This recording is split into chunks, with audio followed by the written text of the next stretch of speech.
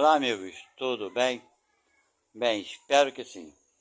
Estamos de volta aqui para darmos continuidade à nossa leitura e estudo do Evangelho segundo o Espiritismo, ok?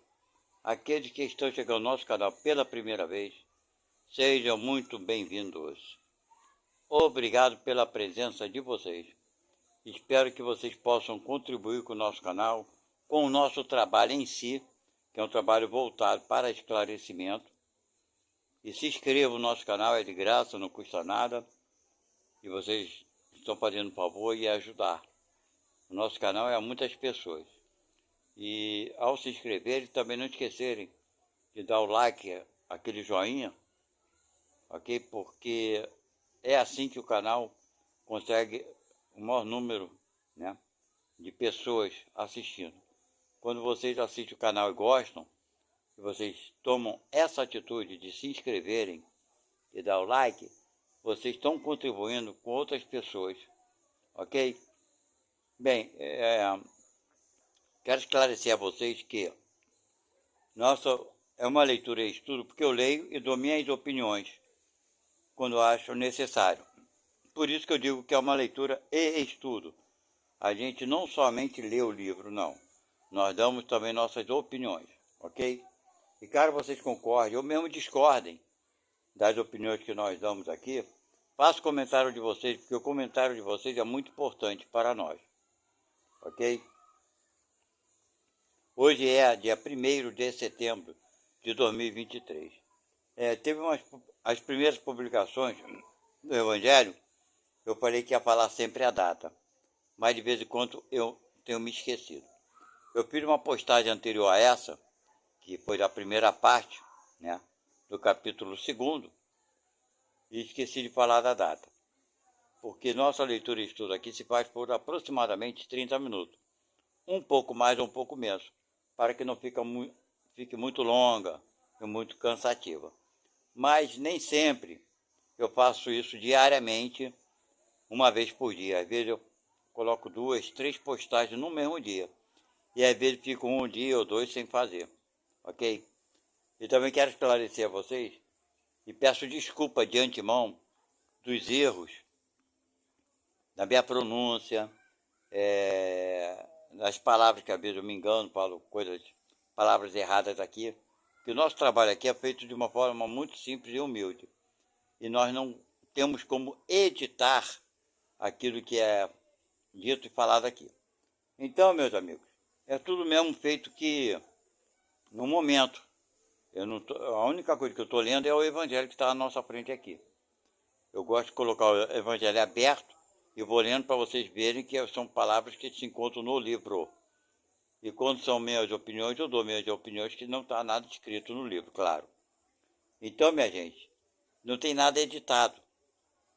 É publicado na íntegra, do jeito que foi feito o trabalho todo, sem corte nenhum. Às vezes, alguma vez, pode ser que por algum incômodo, eu dê uma pausa. Mas nada além disso, porque a pausa também não nos permite ficar pausado por vários dias e nem várias horas. Vocês entenderam, né? Todo o trabalho aqui é feito de uma forma muito simples e humilde. É através de apenas uma gravação no celular. Ok? Então volto a pedir a vocês, coopere com a gente, se inscrevendo, é de graça, e dê um like, aquele joinha, para que o YouTube entenda que esse conteúdo está agradando, sendo assim ele vai oferecer para o maior número de pessoas. Ok? E assim vocês acabam contribuindo com outras pessoas. Então, e se compartilhar, melhor ainda, né? Se passar essa informação que vocês estão recebendo aqui para algum conhecido de vocês, é melhor ainda, porque vocês acabam ajudando até os colegas de vocês. Bem, vamos lá ao que interessa, né? Então nós estamos agora nesse título, que é o número 4, capítulo 2º, que vai falar sobre a realeza de Jesus, ok? Então vamos lá. O reino de Jesus não é deste mundo. É o que cada um compreende. Mas sobre a terra não terá também uma realeza? O título de rei não implica sempre no exercício de um poder temporal? Ele é dado por um consentimento unânime àquele que seu gênio coloca em primeiro plano, em uma ordem de ideias quaisquer, que domina seu século e influi sobre o progresso da humanidade. É nesse sentido que se diz o rei ou o príncipe dos filósofos, dos artistas, dos poetas, dos escritores e etc. Essa realeza nascida do mérito pessoal, consagrada pela posteridade, não tem frequentemente uma preponderância maior do que a daquele que leva o diadema? Quer dizer, aquele que vem de uma família nobre, às vezes é um rei que ninguém liga para ele, não é verdade? Mas quando o cara faz uma coisa considerável, útil para a humanidade, não se torna um rei? Pois é. Ele continua. Ela é imperecível, não é verdade? Pois é. Enquanto que a outra é o jogo das vicissitudes. Ela é sempre abençoada pelas gerações futuras, enquanto que a outra, por vezes, é amaldiçoada. A realeza terrestre acaba com a vida. A realeza moral governa ainda, e sobretudo depois da morte. Esse título, Jesus, não é um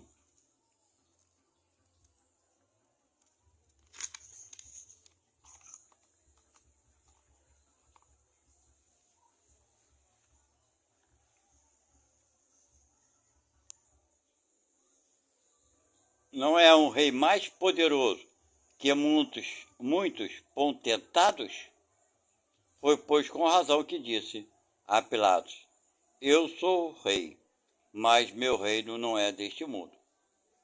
Quer dizer, ele era rei de título, de honraria, de moral, não é verdade? Mas não o rei da matéria. Agora vamos falar sobre ponto de vista sobre esse assunto. Ponto de vista. A ideia clara e precisa se faz da vida futura, dá uma fé inabalável no futuro. Quer dizer, uma ideia clara e precisa, né? E essa fé tem consequências imensas sobre a moralização dos homens, quando muda completamente o ponto de vista sobre o qual eles examinam a vida terrestre. Quer dizer, quando vai ver que a vida terrestre é passageira e a vida de espírito é eterna, não é verdade? Para aquele que se coloca pelo pensamento na vida espiritual, que para ele é indefinida, a vida corporal não é mais que uma passagem, uma curta estação num país ingrato. As vicissitudes, as tribulações da vida não são mais que incidentes que recebe com paciência, porque sabe que não são senão de curta duração e devem ser seguidos de um estado mais feliz. A morte nada mais tem de apavorante, e não é mais a porta do nada, mas a da libertação que abre ao exilado a entrada de uma morada de felicidade e de paz, sabendo que está em um lugar temporário e não definitivo, recebe as inquietações da vida com mais indiferença, e disso resulta para ele uma calma de espírito que lhe atenua a amargura. Então, gente, aquele que acredita na vida futura, na vida do espírito e coisa e tal, que tem essa fé, que consegue ter, né? Que eu não sei quantos têm essa fé dentro de si mesmo, real, e realmente vê uma vida da Terra como uma passageira, uma coisa que vai passar e que vai, né, se acabar mais cedo ou mais tarde. e que a vida futura é a mais importante que a vida espiritual. Quem tem essa fé, ok? Quando nós lemos aqui anteriormente, falando sobre a informação dos espíritos sobre provas incontestáveis, veja bem, gente, para aqueles que são simpatizantes da doutrina espírita, a doutrina espírita, vou explicar uma coisa a vocês, a doutrina espírita, ela nasceu, não foi criada por homem nenhum, muito pelo contrário. O Allan Kardec, quando entrou nessa história aí, né, ele era cético, ele não acreditava em espiritismo. Aliás, não tinha nem esse nome, não acreditava em espírito, não acreditava em nada. Ele era cético. Okay? Então ele entrou para combater essa ideia que já alguns homens ficavam brincando, se reuniam e ficavam brincando com espíritos. Só que não sabiam o que eram. Mas tinham os efeitos, os fenômenos, e se reuniam para provocar esses fenômenos. Ok? Então, minha gente, esses primeiros espíritos que se apresentaram, depois de muita relutância de Kardec em aceitar, mas não tinha como negar aquilo que ele não podia provar, né? Que não fosse espíritos, era alguma inteligência. Esses espíritos vieram a revelar para Kardec quem eram eles, na verdade, que eles tinham sido na vida última que tiveram na Terra.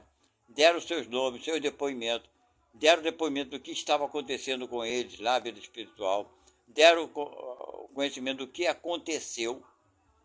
Uns contaram por que sofreram, o que eles fizeram de errado na vida. Vocês estão entendendo? Não foi uma criação de Kardec.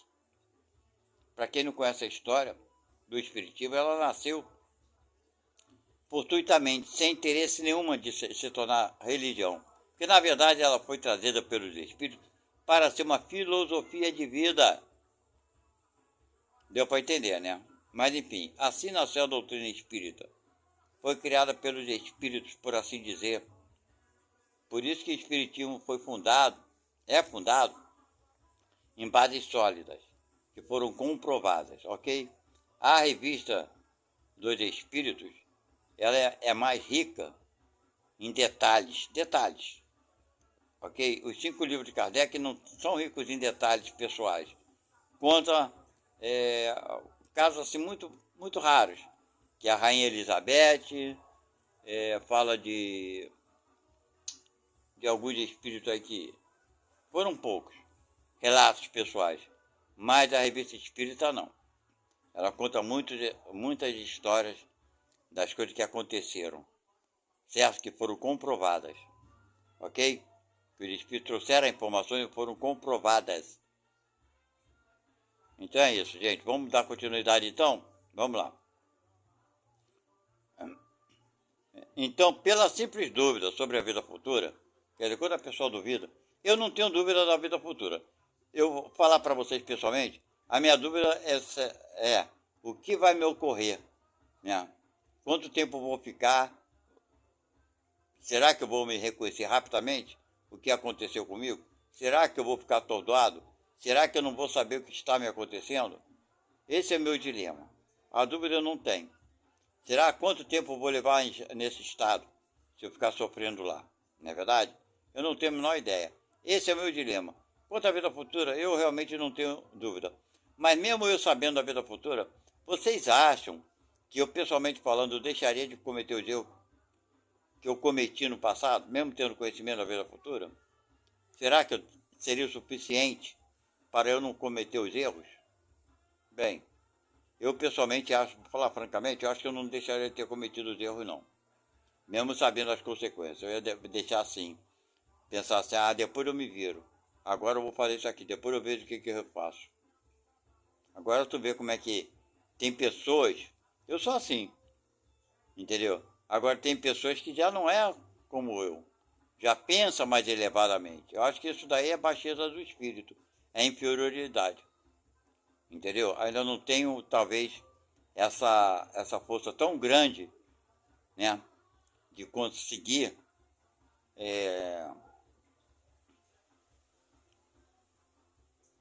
como é que eu poderia combater em mim o que eu preciso combater.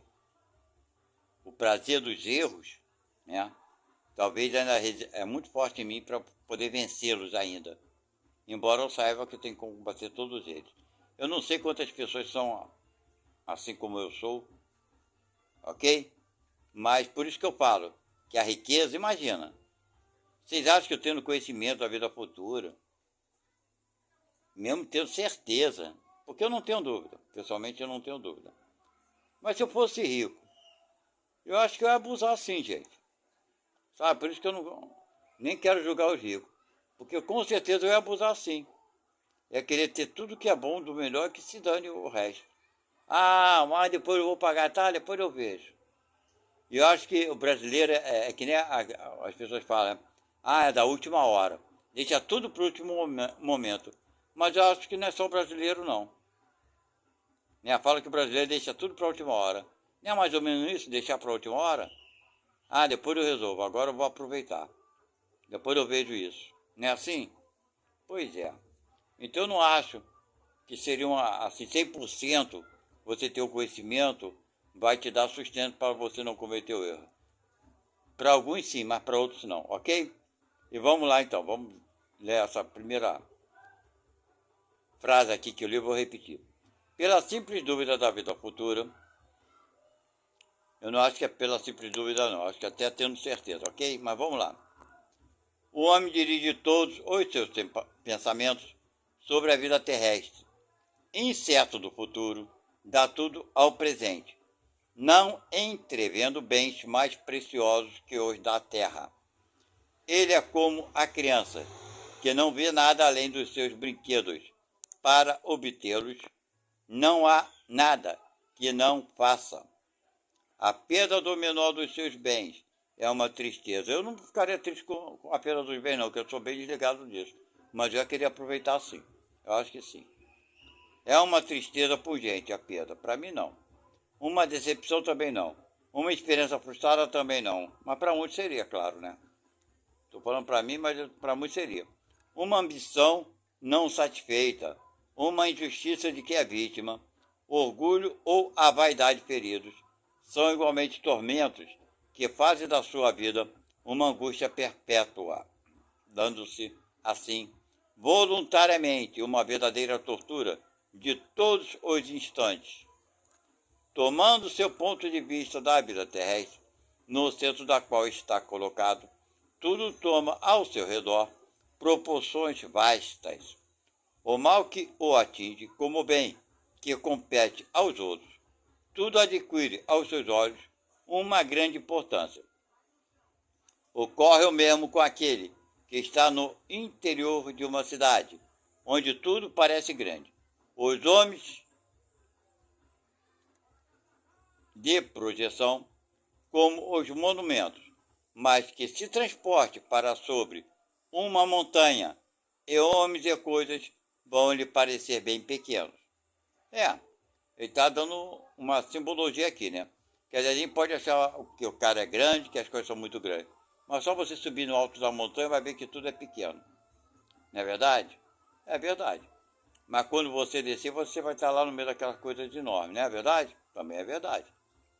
Vamos lá. Assim ocorre com aquele que encara a vida terrestre sob o ponto de vista da vida futura. A humanidade, como as estrelas do firmamento, perde-se na imensidão. Ele se apercebe então que grandes e pequenos estão confundidos, como as formigas sobre um torrão de terra, que proletários e potentados são do mesmo talhe. E lamenta esses homens efêmeros que se dão tanta inquietação para conquistar um lugar que os deve tão pouco e que devem manter por tão pouco tempo. É assim que a importância atribuída aos bens terrestres está sempre na razão inversa da fé na vida futura. Bem, aqui para muitos, né? Para muitos. Para mim, não. Para mim, eu acho que se eu fosse rico, eu ia abusar bastante do bom, do melhor, mesmo sabendo que ia ter a vida futura. Talvez ajudasse os outros, não sei. Não posso dizer esse ponto, né? Mas é querer sim desfrutar de tudo do bom e do melhor. Mesmo sabendo. Eu acho que a pessoa tem a riqueza. Eu não sei, eu não acho que é. Na minha opinião, talvez eu esteja errado. Eu não acho que a pessoa utilizar dos bens que tem, usufruir é a palavra certa, dos bens que tem, porque é rico, eu não acho que é errado. Eu só acho errado ele é, usufruir e não se preocupar com aqueles que estão abaixo dele. Um conhecido, um amigo, uma pessoa que lhe peça auxílio, ajuda, alguma coisa, ele se recusa. Aí que eu acho que está o grande erro, eu acho que é esse. Aí eu não sei se eu ia ajudar não, gente. Não estou dizendo para vocês que ia ser bonzinho ajudar não, não sei. Mas se eu não ajudasse, eu estaria aí sim, sendo muito egoísta. Vamos lá. Se todo mundo pensasse desse modo, disse A, ninguém se ocupando mais com as coisas da terra, tudo periclitará. Quer dizer, se não se preocupasse, né, com os bens que tem, tudo ia se perder. Aí ele continua, não, o homem procura instintivamente seu bem-estar, e mesmo com a certeza de não estar senão por pouco tempo num lugar, ainda quer aí estar melhor, tá vendo? Ou o menos mal possível. Não há ninguém que, achando um espinho sob sua mão, não o tire para não ser picado. Ora, a procura de bem-estar força o homem a melhorar todas as coisas, possuído que está do instinto do progresso e da conservação, que está nas leis da natureza. Ele trabalha, pois, por necessidade, por gosto e por dever, e nisso cumpre os desígnios da providência que o colocou sobre a terra para esse fim. Somente aquele que considera o futuro não atribui ao presente senão uma importância relativa e se consola facilmente com seus fracassos, pensando na destinação que o espera. Quer dizer, então o cara quando acredita no futuro, ele não se liga para as coisas materiais muito, não dá muito valor não. Se perde ou se não perde, não fica desorientado. Tem pessoa que até se mata, né? Quando tem uma empresa entra em falência ou perde tudo que teve, tem gente que se mata, para tu ver o absurdo que é as coisas. Pois é. Eu acho que eu não chegaria a me matar por esse motivo, não. Vamos lá. Deus não condena, pois, tá vendo, os prazeres terrestres. Tá vendo? Mas o abuso desses prazeres em prejuízo das coisas da alma. Quer dizer, eu ia cair nessa coisa aqui, prejuízo da coisa da alma, porque eu ia abusar de tudo. Tudo bom do melhor é querer. Agora, se isso é prejuízo da alma, não sei. É ainda contra esse abuso que estão prevenidos aqueles que se aplicam a estas palavras de Jesus. Meu reino não é deste mundo.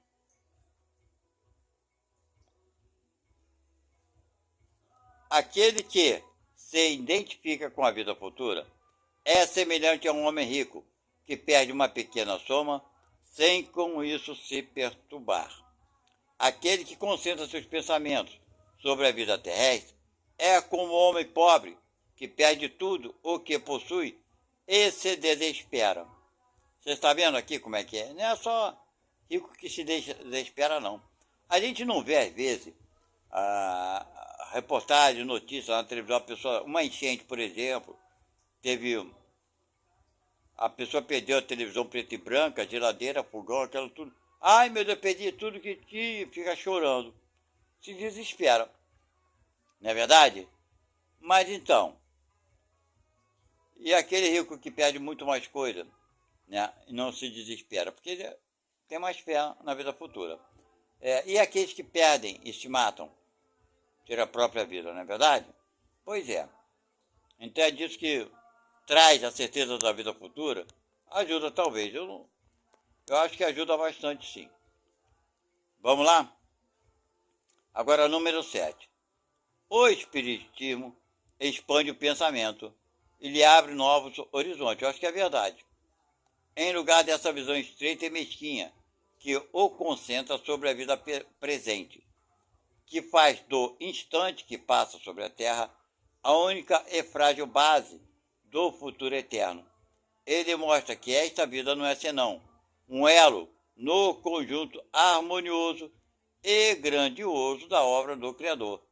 Mostra a solidariedade que liga todas as existências do mesmo ser, todos os seres de um mesmo mundo e os seres de todos os mundos. Dá, assim, uma base e uma razão de ser à fraternidade universal, enquanto que a doutrina da criação da alma, no momento do nascimento de cada corpo, torna todos os seres estranhos uns aos outros. Essa solidariedade das partes de um mesmo todo explica o que é inexplicável, se considerasse apenas uma parte. É esse conjunto que, ao tempo do Cristo, os homens não teriam compreendido, e por isso ele reservou o conhecimento para outros tempos.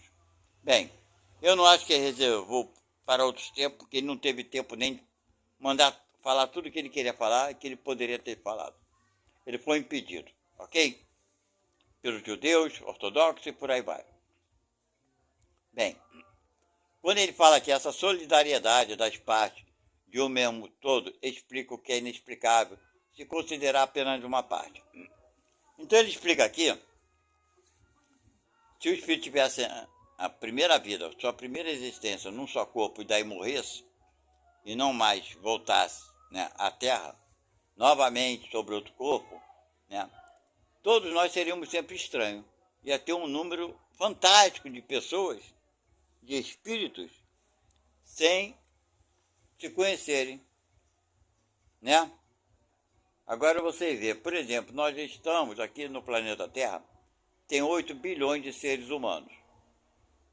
Não é verdade? Será que dá para a gente contar um número assim de quantas pessoas nasceram e morreram desde a época de Jesus Cristo? Não vamos muito longe não, estou pegando 2023 anos atrás. Quantas pessoas nasceram e morreram? Deve estar chegando a 1 trilhão de pessoas. Não. Somando até hoje, depois vou fazer esse cálculo aí e vou dar para vocês, gente. Com certeza. Me cobrem que eu vou dar essa conta para vocês. Que não é difícil de fazer essa conta não. Ok? É só fazer uma progressão aritmética. Dá um trabalhozinho, que eu não sou professor de matemática nem nada. Mas eu consigo fazer assim. Na época de Jesus tinha 300... São cálculos, tá? Matemáticos. Tinha 360 milhões de seres humanos encarnados. A 2023. Então nós estamos hoje com 8 bilhões. Tem vivos hoje sobre a Terra 7 bilhões e 640 milhões de pessoas a mais do que na época de Jesus. Agora imagina a quantidade de espíritos que vieram aqui, se tivessem tido somente uma vida, a quantidade de espíritos que já nasceram e morreram aqui. Como é que estaria o céu? O céu teria que ser vou te contar. Enorme, né? Pois é. Então é isso, minha gente. Então, por isso que diz que nós nascemos, renascemos, quantas vezes forem necessárias, até que a gente alcance a evolução maior, que é de nos tornarmos espíritos puros. Se a gente não acreditasse na reencarnação, não era possível acreditar num Deus bom. Por quê? Como poderia nascer uma pessoa aleijada, cega, paralítica, com problemas mentais, com problemas de órgãos também físicos, né? De problemas físicos e etc e tal. Tendo uma vida só. Dá para a gente aceitar um Deus bonzinho, que dá uma vida perfeita para alguém e dá uma vida miserável? Não digo de riqueza, de grana não, gente, isso é o de menos. Mas uma pessoa que nasce já tetraplégica, esse é um Deus bom? É o Deus de Moisés, mas não é o Deus de Jesus. Ok? Então, gente, fica aqui mais um toque para vocês. Obrigado pelo carinho de vocês. E eu volto a pedir, por favor, se inscrevam, não custa nada, é de graça. Dá o like de joinha. e vocês se inscreverem no nosso canal. Quando vocês se inscreverem, abrir os vídeos que são colocados, tem muitas informações muito boas. Nós já fizemos o estudo do livro dos Espíritos. Terminamos agora esse mês passado. E estamos agora iniciando o livro do Evangelho. Depois vai ser o livro dos Médiuns. Ok? Então, é muito importante a sua presença aqui. E mais importante ainda é você se inscrever e dar o like de joinha. Ok? Muito obrigado e até a próxima.